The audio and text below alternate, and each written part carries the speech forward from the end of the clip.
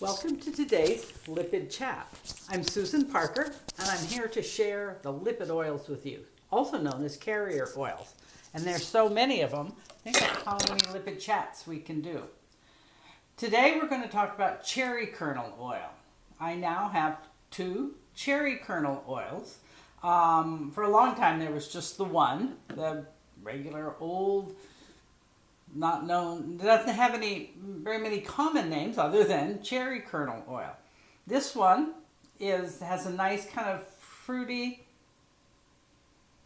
kind of a cherry scent, but fruity, definitely. And then I was asked about another oil called Maleb. Maleb is from the Middle East. It sounded very exotic, and but when I ordered some. I had to order some. You have to feel the oil. And so Maleb, which meant nothing to me, I'm not of the Middle East, but when I did the research on it, it is another cherry kernel oil. So that got me thinking, how is it similar to our kind of Western, North American, let's say, because that's where I am, cherry kernel oil. This is actually, the difference between them doesn't feel different when you try them on your skin.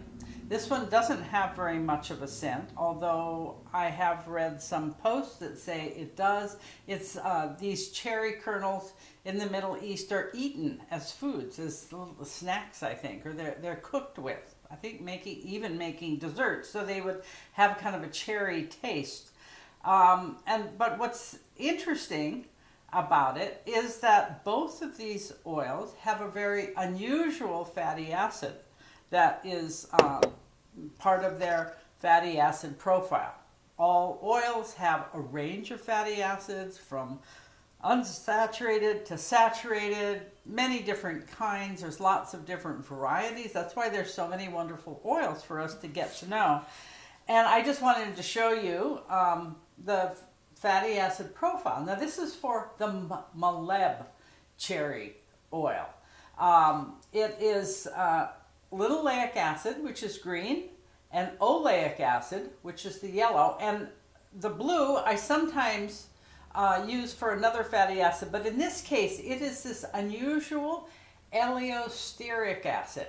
So this one is quite a large percentage. The regular cherry kernel is a much smaller percent of this unusual fatty acid, as far as I can tell so far. But what is so interesting about allosteric acid is that it's polyunsaturated. It has 3 double bonds, so it bends in 3 places. But what is even more unusual is that fatty acid, how they're structured is a little bit complicated, and I can't really describe it here. But let me just say that these double bonds are in an interval. They're in a conjugated interval, and they flip from one side of the carbon chain to the other. That's as far as we're going to go there. But what this does, and what's so exciting about it, is it causes the carbon chain to twist a bit, right? So if you take an old t-shirt and you roll it up and make it quite stiff, it's going to start twisting on you and that is how the placement of these double bonds on the carbon chain, it's an 18 carbon chain, it's going to cause this fatty acid to twist, and so it gives the oil a richer viscous feel, not quite as thin as maybe grapeseed or some of the other oils.